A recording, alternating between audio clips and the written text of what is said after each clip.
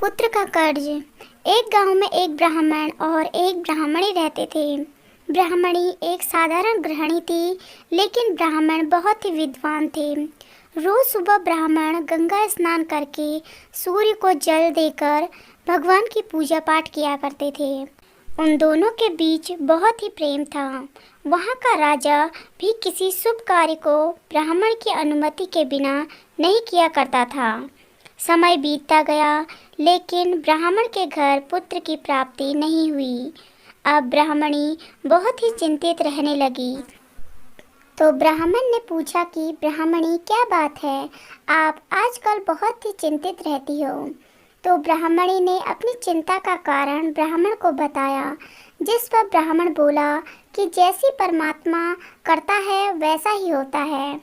कुछ समय पश्चात ब्राह्मण के घर एक पुत्र का जन्म हुआ।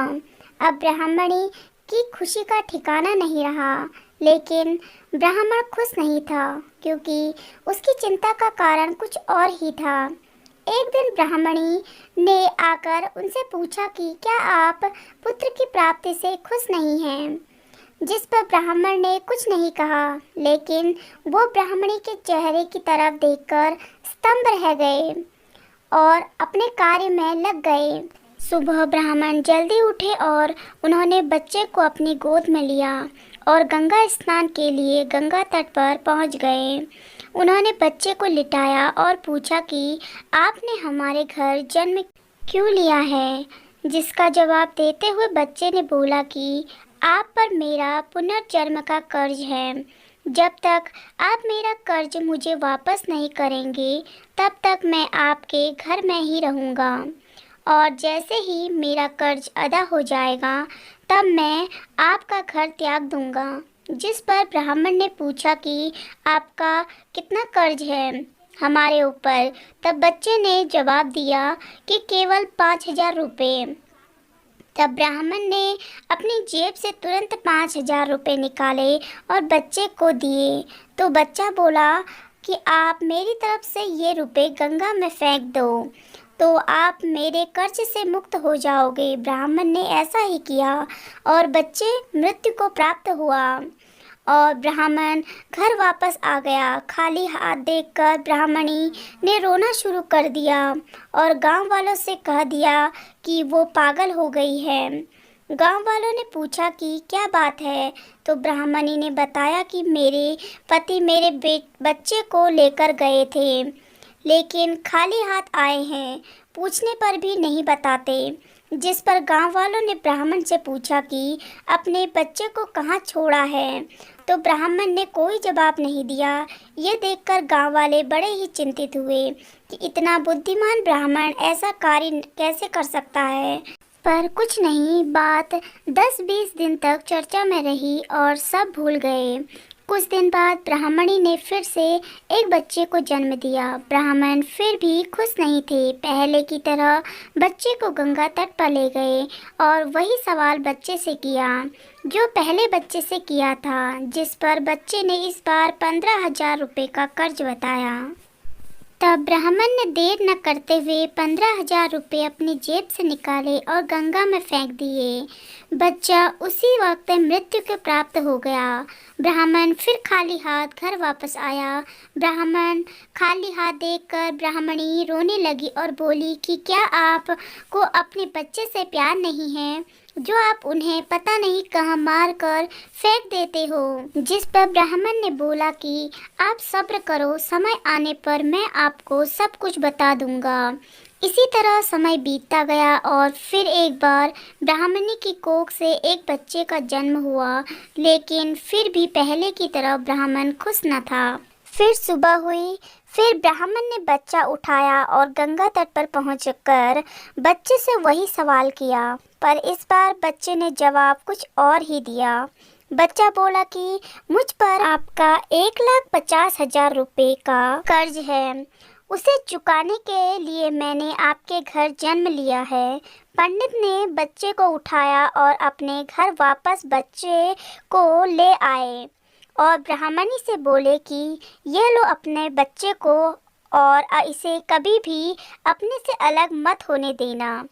जब तक ये बच्चा आपके पास है, आपका है और जिस दिन आपसे अलग हो जाएगा समझ लेना कि आपका बच्चा आपने खो दिया है। ये कहकर ब्राह्मण कहीं दूर तपस्या करने किसी जंगल में चले गए। अब धीरे धीरे बच्चा बड़ा होने लगा, स्कूल भी जाने लगा। ब्राह्मणी ब्राह्मण की कही बात को अब भूल गई। अब बच्चा 8 साल का हो गया। एक दिन जब राजा ने पूछा कि बहुत दिन बीत गए लेकिन ब्राह्मण राजदरबार में नहीं आए, उन्होंने ब्राह्मण के घर 2 सिपाही भेजे कि जाओ और पूछ कर आओ कि क्या बात है, ब्राह्मण हमारे राजदरबार में क्यों नहीं आए। तब राजा के आदेशानुसार सिपाही ब्राह्मण के घर गए और पूछा कि पूछने पर पता चलता है कि ब्राह्मण तो तपस्या करने जंगल में गए हैं।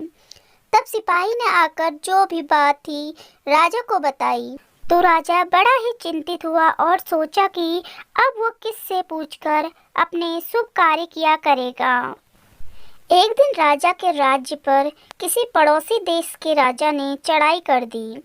राजा को अपनी प्रजा की रक्षा करने के लिए युद्ध भूमि पर जाना पड़ा और लड़ते लड़ते राजा कई राज्यों की सीमाओं को पार कर गया और युद्ध को भी कई महीने बीत गए लेकिन राजा घर नहीं आया। तो अब रानी को बड़ी चिंता हुई कि राजा को जाए बहुत दिन हो गए, अब तक कोई भी खबर नहीं आई।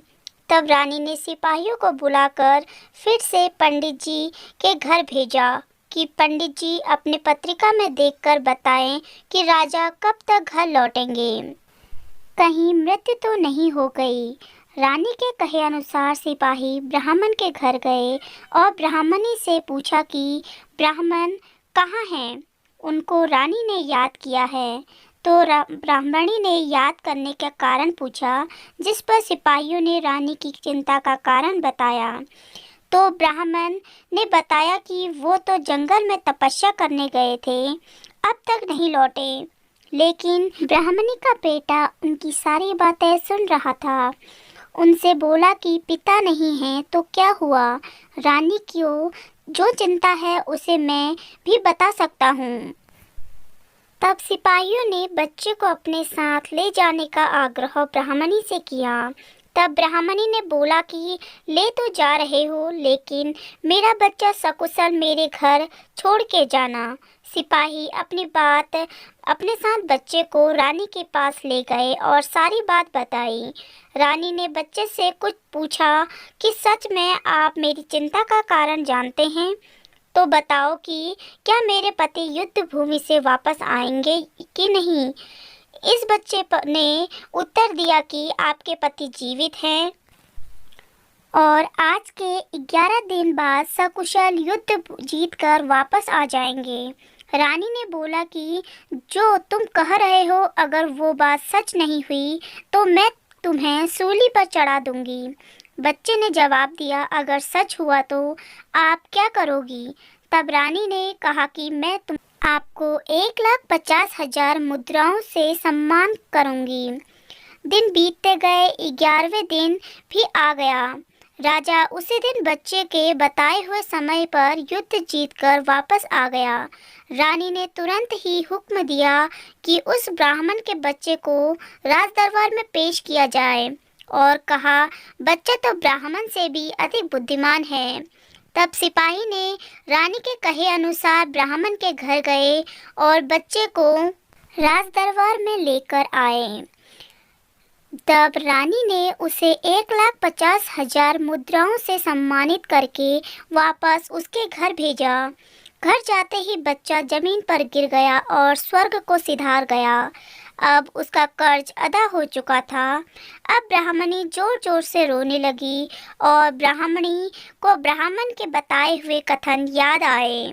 तो दोस्तों, प्रत्येक मनुष्य के जन्म का कुछ न कुछ उद्देश्य जरूर होता है, चाहे वो पुत्र के रूप में हो या पुत्री के रूप में। इसलिए दोस्तों, प्रत्येक मनुष्य को हमेशा अच्छे कर्म करने चाहिए।